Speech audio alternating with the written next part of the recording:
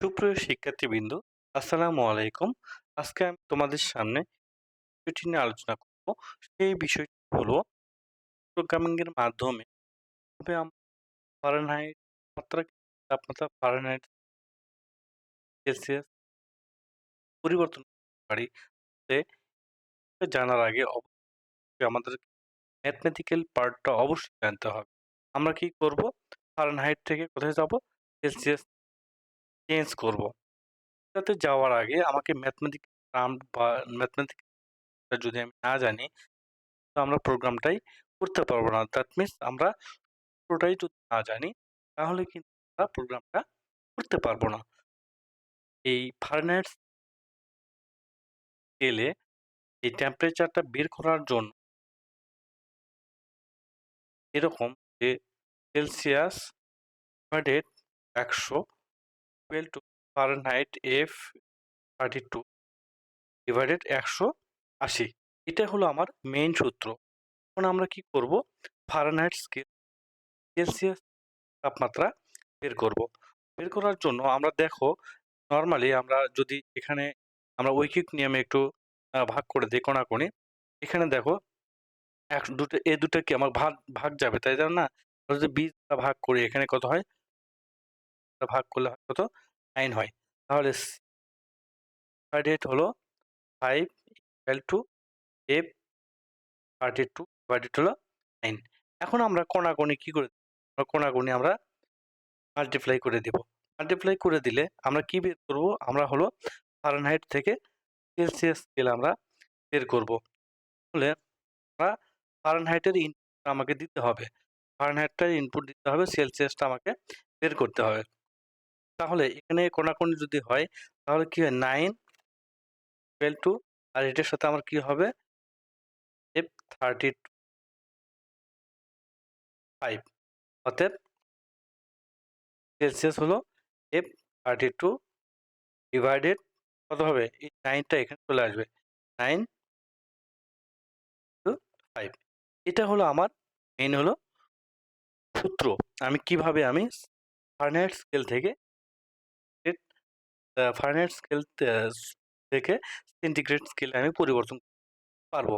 তাহলে চলতে হোক আমার সি প্রোগ্রামিং এ। প্রোগ্রামে আমরা কিভাবে বের করতে পারি? তার জন্য আমাকে অবশ্যই আমি যেকোনো একটা কোড এডিটর ব্যবহার করতে পারি।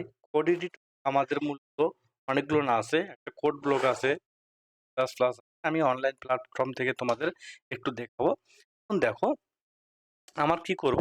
আমি একটু এরকম একটা বের করার পরে আমি কোড লিখবো আমরা। কোড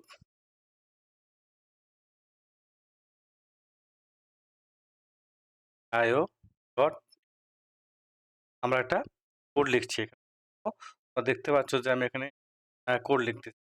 লেখার পরে এখানে আমার কি মেইন ফাংশনটা করে এন্টার চাপে আমি করে তার মেইনও লিখলে হবে, মেইনও লিখলে হবে। ওকে, আমরা কি করতে পারি? তারপরে আমরা সেকেন্ড ব্র্যাকেট দিব। সেকেন্ড ব্র্যাকেট দেওয়ার পরে আমরা সূত্রতে কি জানলাম একটু দেখো তো। এখানে আমরা কি জানলাম? এখানে আমরা দেখলাম ফারেনহাইট স্কেল সেন্টিগ্রেড। এই যে এখানে একটা পার্ট আছে, এখানে আমার কি বের করতে হবে? ফারেনহাইট স্কেলটা সেন্টিগ্রেড স্কেলটা বের করতে হবে। ফারেনহাইট স্কেলটা আমাকে ইনপুট হিসেবে নিতে হবে। তার মানে যেহেতু তাপমাত্রার বিষয়, আমরা ডেটা টাইপ কি ডিক্লেয়ার করতে পারি? ফ্লট ভগ্নাংশ ফ্লট। আর কি ইনপুট হিসেবে কি নেব? ইনপুট নেব ফারেনহাইট, ফারেনহাইটের এফ আর সেন্টিগ্রেড। এই হলো আমার সেমিকোলন ব্যবহার। তারপরে আমাকে প্রিন্টএফ লিখতে হবে।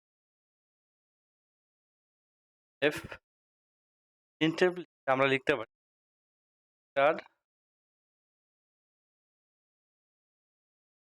ফারেনহাইট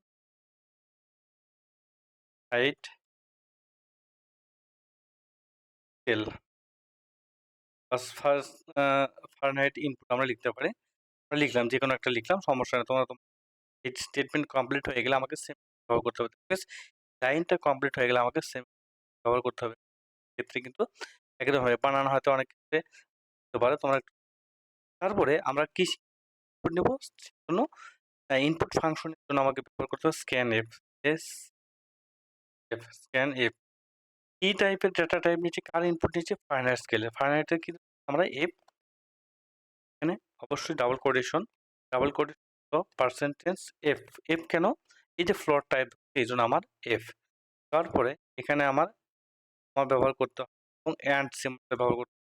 অ্যান্ড সিম্বল ব্যবহার করলে আমার কার নিচ্ছি, ফাইনাইটের নিচ্ছি, ফাইনাইটের। ওকে।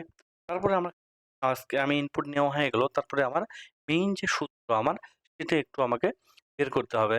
মেইন সূত্র জানি, মেইন সূত্রটা আমরা একটু আরেকবার দেখে নেই, একটু দেখো। মেইন সূত্রটা কি ছিল? T equal to F minus 2 to 5 divided 9। আমরা একটু যাই, এটি আমাকে লিখতে হবে গিয়ে।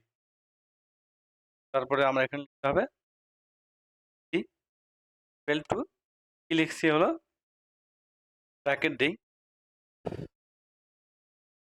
মাইনাস 32, তারপরে তার সাথে কি আছে, 2 5, তাই তো? 5 এবং ডিভাইডেড কি দেওয়া আছে? ডিভাইডেড আমার 9 দেওয়া আছে, কিন্তু ডিভাইডেড 9 দেওয়া আছে। তো আমার হলো সূত্র, আমি সেমিকোলন ব্যবহার। এখন আমি রেজাল্টটা একটু পাই কিনা, একটু প্রিন্ট এফ দেওয়ার জন্য ব্যবহার করতে হবে। কি কার রেজাল্ট বের করবো? সেন্টিগ্রেড। একটু সেন্টিগ্রেড লিখতে পারি, সেন্টিগ্রেড।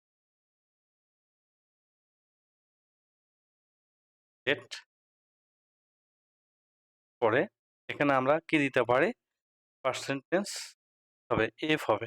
পার্সেন্টেজ কারণ হলো কি, আমার ডেটা টাইপটা কি দেওয়া আছে এখানে, পার্সেন্টেজ কি দেওয়া আছে, ফ্লোট টাইপের। পার্সেন্টেজ এফ হবে। তার রেজাল্ট পাচ্ছি আমি সেন্টিগ্রেড পাচ্ছি, এই যে এটা আমি রেজাল্ট পাচ্ছি, আমার আউটপুট। তারপরে হলো সেমিকোলন বানান করার পরে আমরা রিটার্ন ব্যবহার, কমা দিতে ভুলে গেছি, তারপর কি রিটার্ন ব্যবহার করতে হবে। আর ই আর এন রিটার্ন। এখন একটু রান করে দেখি, দেখো আমি একটু কোডগুলো লিখেছি, এখানে রান অপশনে ক্লিক আসে একটু। এই যে দেখো, রান অপশনে ক্লিক করতে আছে ইন্টার ফারেনহাইট স্কেল যদি আমরা 200 ডিগ্রি দিই, বা ধরো 35 ডিগ্রি, তোমরা খুব দেখতে পাচ্ছ রাইট সাইডে, দেখো ফারেনহাইট স্কেল কত ডিগ্রি, 35 ডিগ্রি। রেজাল্টটা কি আসে, সেন্টিগ্রেড রেজাল্টটা আসছে আমার হলো এটা। তার মানে কি, আমরা এভাবে আমরা আবার যদি আমি রান করি, আবার রান করি, আবার যদি আমি ফারেনহাইট স্কেল দিতে পারি, ফারেনহাইট স্কেল 500 ডিগ্রি, তাহলে কি আসে, সেন্টিগ্রেড আমার রেজাল্টটা চলে আসে 60 ডিগ্রি। এখানে কিন্তু কোড দেওয়াই আছে, আমি রান করছি। আশা করি তোমরা বুঝতে পারছো কিভাবে আমরা আহ, বলে ফারেনহাইট স্কেল থেকে সেন্টিগ্রেড স্কেলের এই প্রোগ্রামটা করতে পারি। আর অ্যালগরিদম ফ্লোচার্ট মূলত অন্য area of triangle, area of সার্কেলের পার্থক্য নর্মাল প্রোগ্রাম। ধন্যবাদ সবাইকে। অবশ্যই আমার ভিডিও ভালো লেগে থাকে, প্রোগ্রামটা যদি বুঝতে পারো কমেন্ট করে জানাবা। আর যারা এখনো পর্যন্ত আমার ভিডিও আমার চ্যানেলটি সাবস্ক্রাইব করে নাই, তাদেরকে বলবো আমার চ্যানেলটি সাবস্ক্রাইব করার জন্য। ধন্যবাদ সবাইকে।